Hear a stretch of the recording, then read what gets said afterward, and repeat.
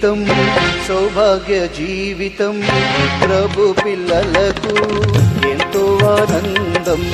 క్రైస్తవ జీవితం సౌభాగ్య జీవితం, ప్రభు పిల్లలకు ఎంతో ఆనందం. కష్టములు వచ్చినా నష్టములు వచ్చినా యేసు ప్రభువే నా సహకారి. కష్టములు వచ్చినా నష్టములు వచ్చినా యేసు ప్రభువే నా సహకారి. క్రైస్తవ జీవితం సౌభాగ్య జీవితం, ప్రభు పిల్లలకు ఎంతో ఆనందం.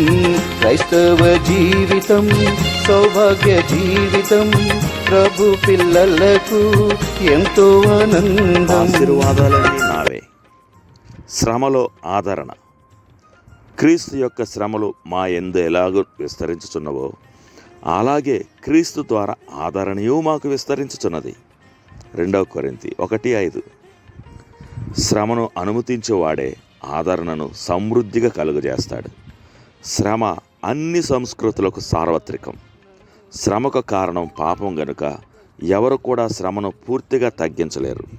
విశ్వాసులకు కలిగే శ్రమలు శిలువ మరణానికి ముందే క్రీస్తు శిష్యులకు వాగ్దానం చేయబడ్డాయి. ఒకవేళ మనం శ్రమల్ని తప్పించుకునే ప్రయత్నాన్ని విరమిస్తే మనం శ్రమల్లో దేవుని ఆదరణను అనుభవిస్తాం. ఎందుకంటే వాటిని పూర్తిగా తప్పించుకునే ఏకైక నిరీక్షణ గొప్ప మహిమతో శక్తితో వచ్చే యేసుక్రీస్తు రాకడ.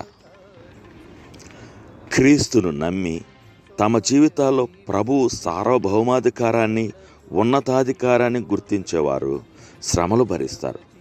మనల్ని రక్షించిన దేవుడే శ్రమలను హింసలను అనుమతించడం లేక అమలుపరచడం మనకు ఆశీర్వాదం.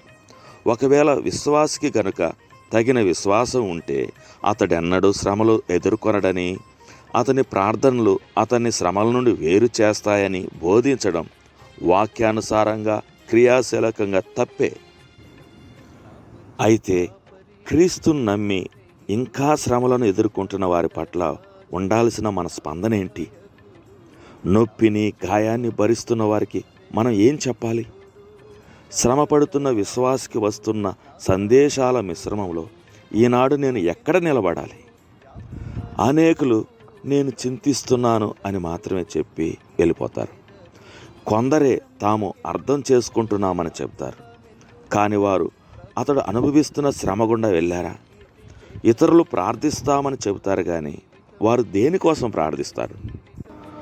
మనలో అనేకుల కంటే ఎక్కువ శ్రమలు భరించిన పౌలు ఈ వివాదంపై దైవిక దృక్పథాన్ని తెలియజేశాడు. మన ప్రభు అయిన యేసుక్రీస్తు మానవులకు సహజమైన శ్రమలను భరించాడు. ఆయన అత్యంత దుష్ప్రవర్తనకు మించిన మనుషుల ద్వేషాన్ని సహించాడు. అసాధారణంగా మన రక్షకుడు మన పాపం వలన దేవుని శిక్షను బాధను అనుభవించాడు. ఒకవేళ మనం జీవితంలో క్రీస్తును వెంబడించాలని నిర్ణయించుకుంటే ఆయన శ్రమల్లో కొన్ని భరించడానికి సిద్ధంగా ఉండాలి.